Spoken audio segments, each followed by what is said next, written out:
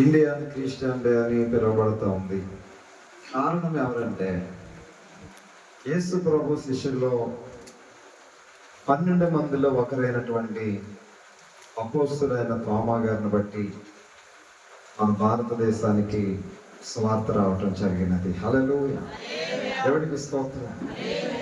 2000 సంవత్సరాల క్రితం యేసు ప్రభు శిష్యులలో ఒకడైనటువంటి అపోస్తలుడైన తోమా గారు మన భారతదేశానికి వచ్చారు.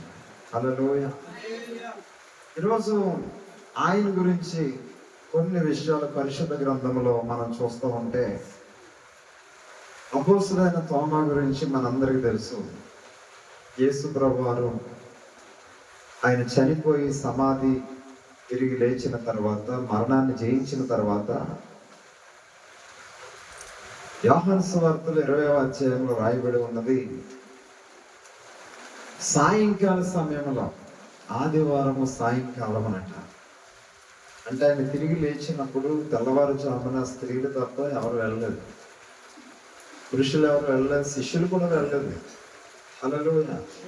కానీ ఈ శిష్యులు ఏం చేస్తూ ఉన్నారంటే, ఒక ఇంటిలో కూడి తలుపులు వేసుకుని భయపడిపోతూ ఉంటే, ఆ భయపడుతున్న సమయంలో యేసు ప్రభు వారు వచ్చి మీకు సమాధానం కలుగునుగా కనపలికారు. హల్లెలూయా.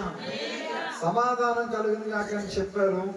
అప్పుడు వరకు భయంతో ఉన్నారు, కలవరంతో ఉన్నారు. వారి హృదయాల్లో, వారి జీవితాల్లో గొప్ప సమాధానం కలిగినది. దేవునికి స్తోత్రం. హల్లెలూయా.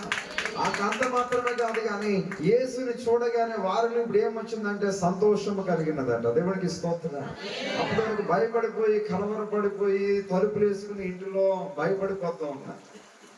కానీ యేసుని చూడగానే మొదటగా సమాధానం కలిగింది, రెండవది వారి ముఖంలో సంతోషం వచ్చింది, మూడవది ఏం జరిగిందంటే యేసు ప్రభు వారు పరిశుద్ధాత్మను వారి మీదకు ఊది వారికి అధికారం ఇచ్చారు. చెప్పండి కొడదాం, దేవుడికి మహిమ కలుగును.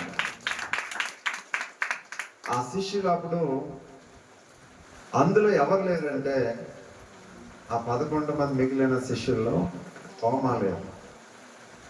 ఇప్పుడు యేసు ప్రభు వారు వారిని అభిషేకించారు, సమాధానం కలగజేస్తారు, సంతోషం ఇచ్చారు. ఆయన మరలా వెళ్ళిపోయినప్పుడు తర్వాత ఈయన వచ్చారు, తోమా గారు వచ్చి ఈ విషయాలన్నీ కూడా ఈ 10 మంది శిష్యులు కూడా చెప్తా ఉంటే, ఎందుకంటే అప్పటికి ఇస్కరియోతు యోధా ఒకరు లేరు.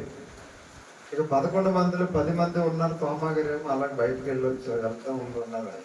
హల్లెలూయా. తిరిగి వచ్చేటప్పటికి వీళ్ళు చెప్తా ఉన్నారు శిష్యులు, ఇలాగ యేసు ప్రభు వారు వచ్చారు, మేము ఆయన చూసాం, ఆయన గాయాలు చూసాం, హల్లెలూయా అని ఇలాగ సంతోషంగా వీరు చెప్తా ఉంటే, ఈ తోమా గారు ఏమంటున్నారంటే, నేను అస్సలే నమ్మను అంటున్నారు. ఏమంటున్నాడు? నేను నమ్మను, నేను ఆయన చూడాలి, చేతిలో నా వ్రేలు పెట్టాలి, ఆయన ప్రక్కలో నా చేయి పెట్టి నేను చూడాలి, అప్పుడే నమ్ముతాను అన్నాడు ఆయన. హల్లెలూయా, దేవునికి స్తోత్రం. హల్లెలూయా. మరలా తర్వాత ఆయన కోసం ఒక రోజు మళ్ళా 8 దినాల తర్వాత ప్రభు మరలా ప్రత్యక్షమై మరలా మీకు సమాధానం కలుగునుగాక అన్నాడు. దేవునికి స్తోత్రం. హల్లెలూయా. ఆ 8 రోజుల తర్వాత మరలా వచ్చిన సమాధానం కలుగునుగాక అని చెప్పి యేసు ప్రభు ఆయన తట్టు చూశారు. ఎవరి తట్టు? తోమా గారి తట్టు చూశారు.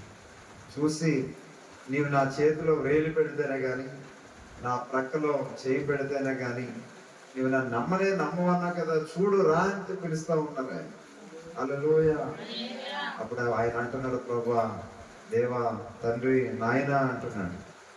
హల్లెలూయా. చూసి కాదు, చూడక నమ్మిన వారే ధన్యులు.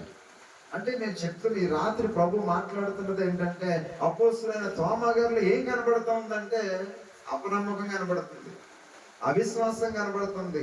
అన్ని ఆయన జీవితంలో యేసు ప్రభుతో ఉంటున్నారు, సువార్త చేశారు, కానీ అన్ని ఆయన జీవితం ఏ కనబడుతున్నాయంటే అన్ని సందేహాలు, అనుమానాలు, అన్ని అపనమ్మకము, అవిశ్వాసం అన్ని కనబడుతూ ఉన్నాయి. హల్లెలూయా. ఒకరోజు యేసు ప్రభు వారు లాజరు ఆయన రోగి అయి ఉన్నాడని తెలిసి 2 రోజులు ఆలస్యం చేస్తారు. ఆయన చనిపోయాడని తెలిసిన తర్వాత యేసు ప్రభు వారు బయలుదేరుతున్నారు.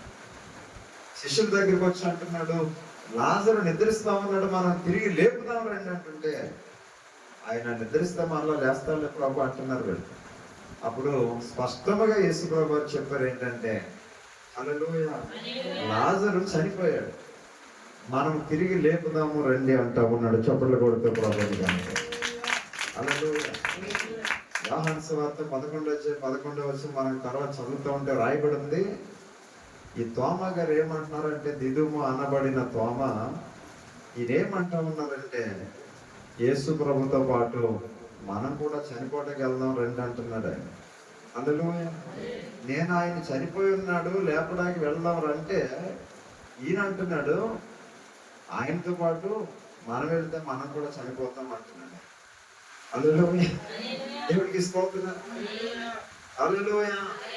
ఈరోజు ప్రభు మాట్లాడుతున్నది ఏంటంటే, అపనమ్మకస్తుడు, అవిశ్వాసిగా ఉన్నాడు, ప్రతి విషయంలో సందేహం కలిగి ఉండేవాడు. దేవుడికి స్తోత్రం. అటువంటి ఆయన ప్రభు మరలా కొన్ని దినాలు మేడగదిలో దేవుని సన్నిధిలో కనిపెట్టి మేడగదిలో ఆ పరిశుద్ధాత్మ అనుభవం పొందిన తర్వాత ఆయన ఆ యెరూషలేమును విడిచిపెట్టి అపోస్తలుడిగా పిలువబడుతున్నటువంటి తోమ గారు, 12 మంది శిష్యుల్లో ఒకరైనటువంటి తోమ గారు 2000 సంవత్సరాల క్రితం మన భారతదేశానికి వచ్చారు. చెప్పండి కూడా దేవుడు తీసుకుంటున్నాను. హల్లెలూయా. దేవుడికి మహిమ కలుగునుగాక. ఆయన సువార్తలు తీసుకుని వచ్చారు, ఆయన ధైర్యం కలిగి వచ్చారు. దేవునికి స్తోత్రం. చాలా మంది అంటారు బ్రిటిష్ వాళ్ళు తీసుకొచ్చారని, వాళ్ళు వచ్చి 200 సంవత్సరాలు అవుతుంది. కానీ యేసు ప్రభు కాలంలో 2000 సంవత్సరాల క్రితం యేసు ప్రభు శిష్యుడు ఒకడైనటువంటి అపోస్తుడైన తోమా గారు మన దేశానికి వచ్చి సువార్తను తీసుకొచ్చి